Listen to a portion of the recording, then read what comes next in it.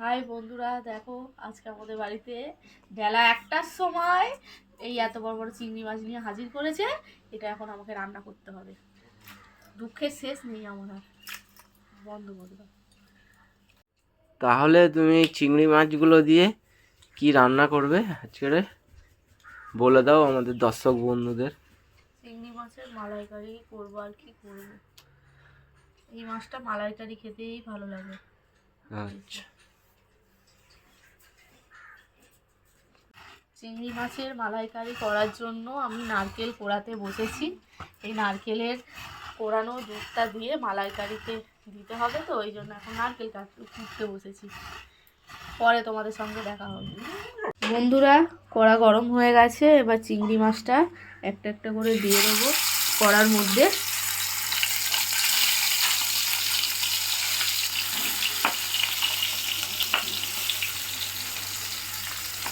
সব কটা একসঙ্গে দিলাম না, অল্প অল্প করে দিচ্ছি, আবার পরে কিছুটা ভাজবো। বন্ধুরা, চিংড়ি মাছ ভাজা হয়ে গেল। চিংড়ি মাছ তো বেশি ভাজতে লাগে না, বেশি ভাজলে আবার শক্ত হয়ে যায়, তো হালকা করেই একটু ভেজে নিলাম। সবই মাছ ভাজা কমপ্লিট হয়ে গেছে। তেজপাতা, গোটা গরম মশলা ফোড়ন দিলাম, একটু এর সঙ্গে গোটা জিরে দিয়ে দিলাম। মশলাটা একটু হালকা ভাজা হলে পেঁয়াজ আর কাঁচা লঙ্কা পেস্টটা দেবো।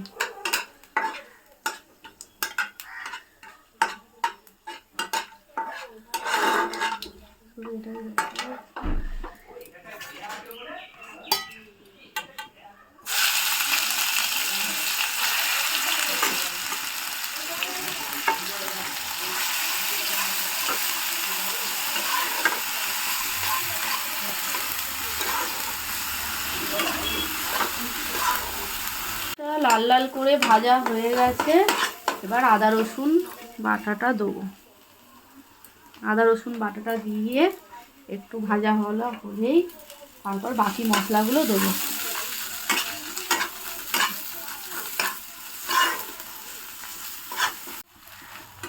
আদা রসুনটাও ভালো মতো ভাজা হয়ে গেছে। এরপর এর মধ্যে একটু দিয়ে দেবো হলুদ, একটু লঙ্কার গুঁড়ো, একটু জিরে গুঁড়ো, একটু ধনে গুঁড়ো, আর এর মধ্যে আমি একটু কাশ্মীরি লঙ্কা গুঁড়ো দিলাম। দিয়ে নারকেলের দুধটা এর মধ্যে দিয়ে একটু কষাবো।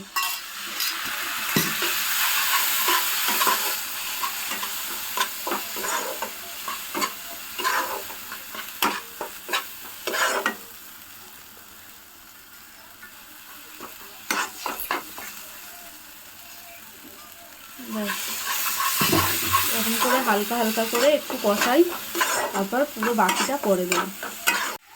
একটু নুন দিয়ে দিলাম।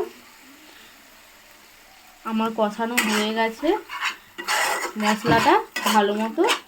এবার পুরো বাকি নারকেলের দুধটা এর মধ্যে অ্যাড করে দেবো।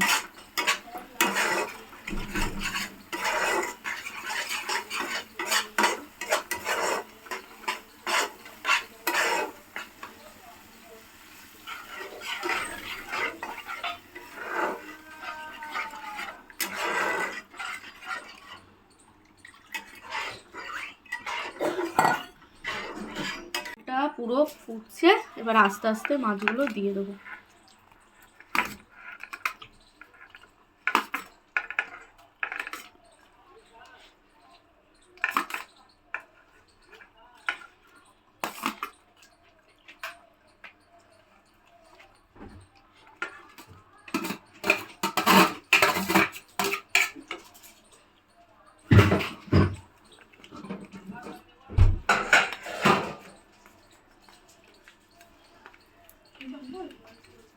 এবার গ্যাসটা একটু জোরে দিয়ে দিলাম।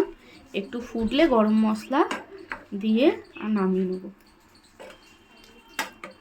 চিংড়ি মাছটা ফুটে গেছে। এবার আমি একটু গরম মশলার সঙ্গে মিশিয়ে দিলাম। দিয়ে গরম মশলাটা মিশিয়ে দিয়েছি। আমার এখানে রান্নাটা শেষ হয়ে গেল। তোমাদের যদি ভালো লাগে ভিডিওটা তাহলে আমাকে একটু লাইক কমেন্ট শেয়ার করো প্লিজ।